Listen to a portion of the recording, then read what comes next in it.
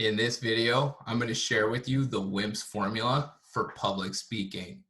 This formula is going to help you rock any interview and answer any impromptu question.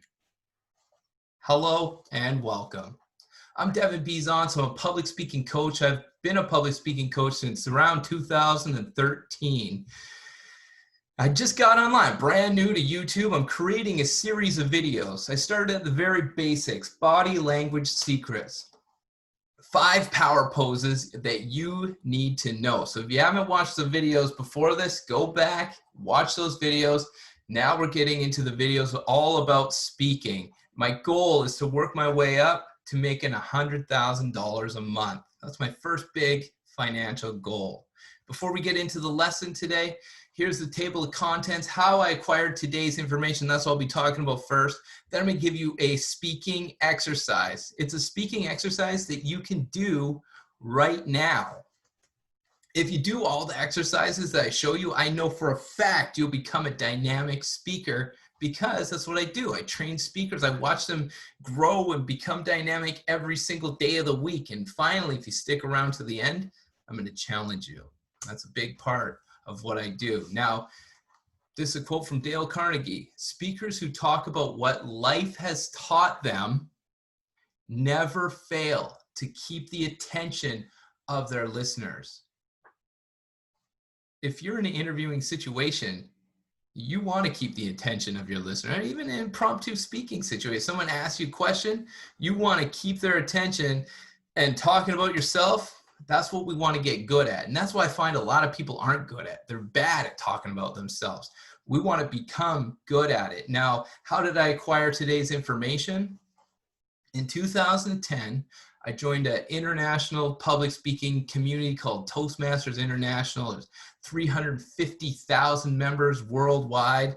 I joined because I had a book and wanted to become a keynote speaker, but what ended up happening was I became the president of my club. You can see me right down here, right underneath that Toastmasters sign.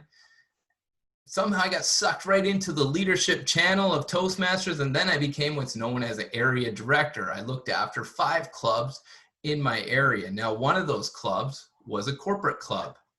In that club, the hiring manager for the company was there. He taught me this lesson. He was giving tips on how to rock interviews and do impromptu speeches. He showed me the WIMPS formula for public speaking. Now, I go around sharing this with other people, and they're always like, well, why the WIMPS formula? Isn't public speaking about having tons of confidence? Well, yeah, it is.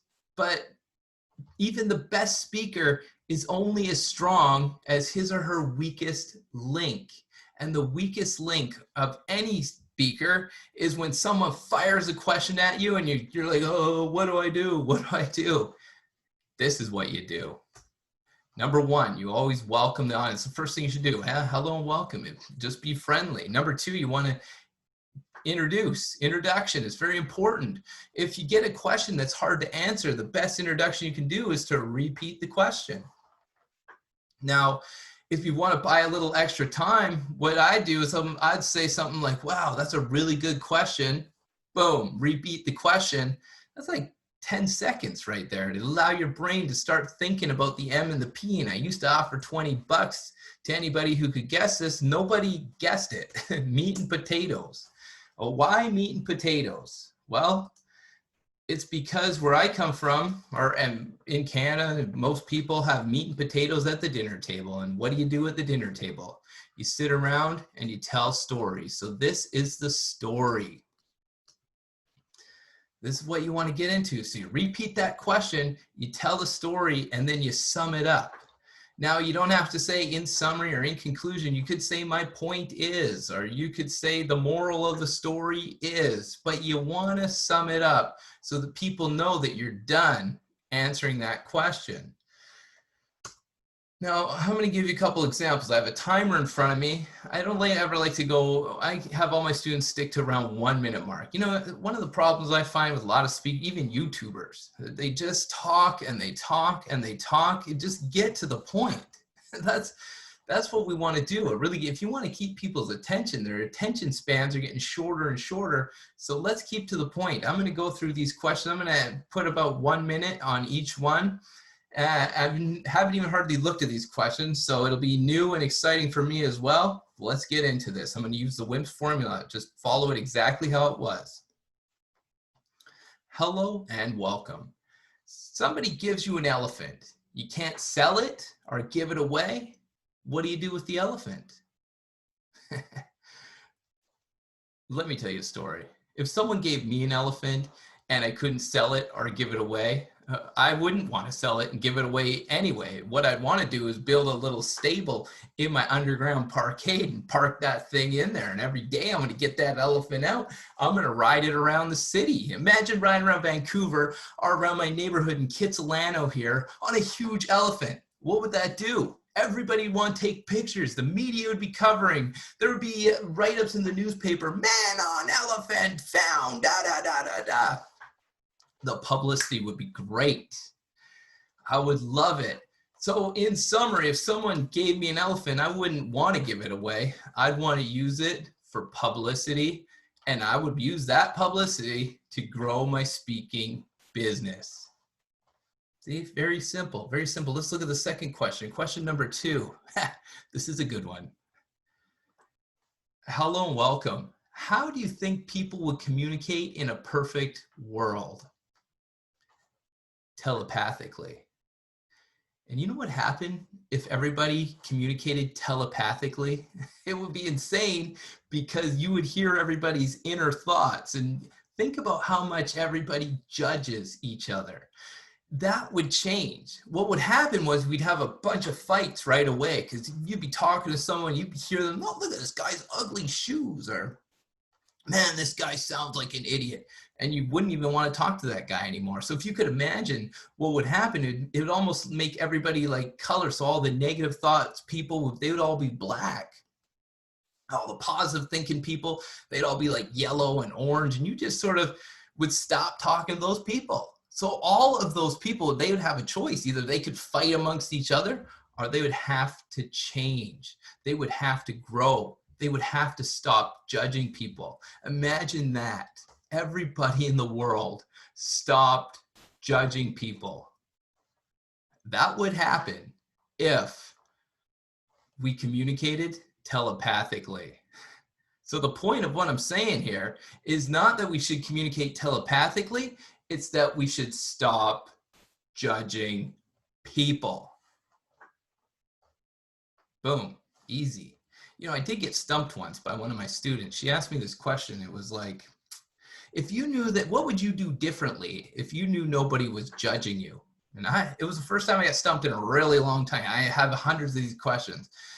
And the thing is, I didn't want to tell her I'd drink my face off or party all the time, because she's a student. I'm trying to build a rapport with her. So I was actually stumped. So it does happen. You do get stumped.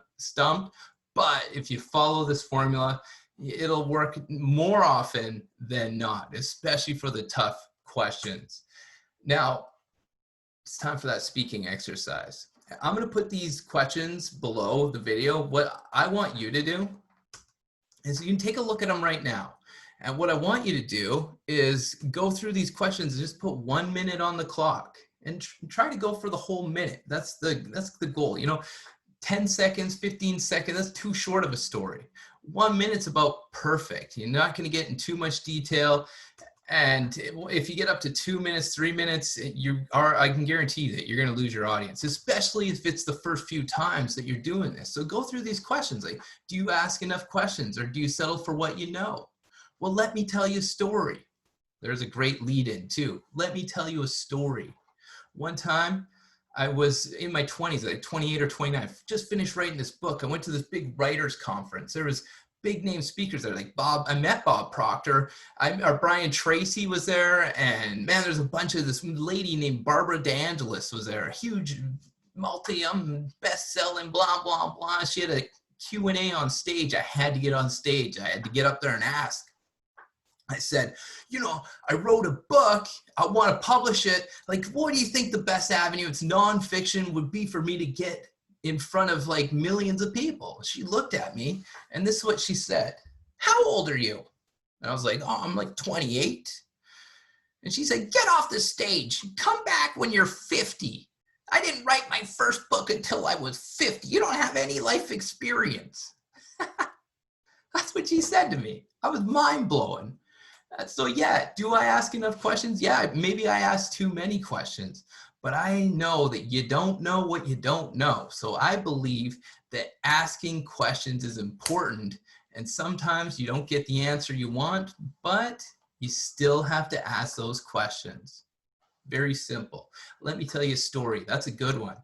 For example, just think of it like this. For example, who do you sometimes compare yourself to? Here's another one, another technique you can use. You load them up. You give them 3 options. So who do you sometimes compare yourself to? Well, sometimes I compare myself to a lot of people.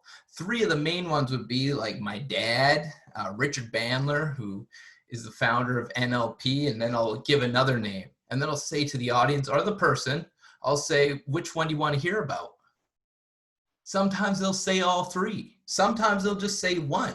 But the important element here is that you get the audience involved in the speech. You see, a great speaker is someone who can create conversation. So that's what we want to do. We want to get the audience involved. A great way to do it is to ask questions, but that's coming up in a later video. For the purpose of this video, is you want to stick to the WIMPS formula. Welcome, introduction, repeat the question, give that, for example, the meat and the potatoes, that story, and then give like a summary, the point, the moral of the story is. Very simple. And yeah, if you're in an interview, you don't have to say hello and welcome every time. That'd be a little weird, but you still want to stick to that formula. Now, if you want to learn more about me, go check out my website, devinbzonce.com. I have an online speaking course I'm super excited about. It's one of the things I'm building up. I mean, we're just getting started, but I'm ramping it up because I've been having a lot of success training speakers online. I love it. I want to do it for the rest of my life. Now, it's time for the challenge. You have to have a challenge. See, my challenge to you is for the next 24 to 48 hours, answer every question by telling a story, and always include a point, no matter what it is. You know, I get a lot of people, they come to me, I'll ask them a question, I'll be like, hey, so what's new and exciting in your life? Nothing. That's not the answer. And if you do that over and over and over, when you get into an interview situation or an impromptu speaking situation, you're going to have nothing. Or they'll say this, I don't know. I don't know. I want you to stop doing that. Great speakers never do that.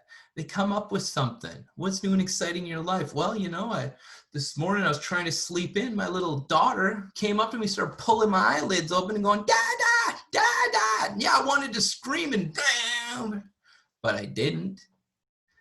Because the point is that she's just so young and cute and innocent that I just want to treat her with love. And I think everybody should treat people with love.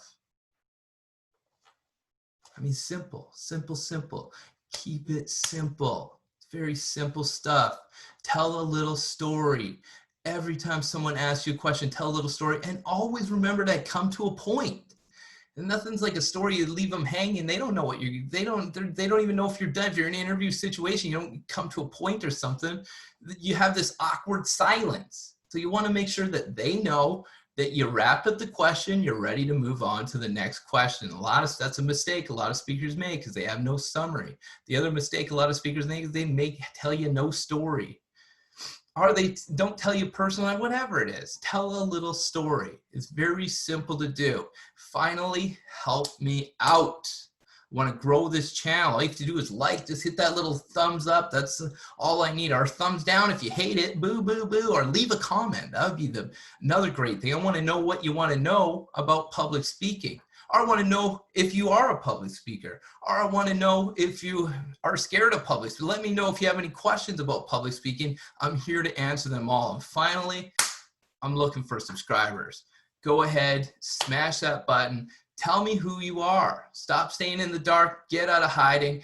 Tell me who you are, and let's take this world by storm. You have yourself a great and wonderful day.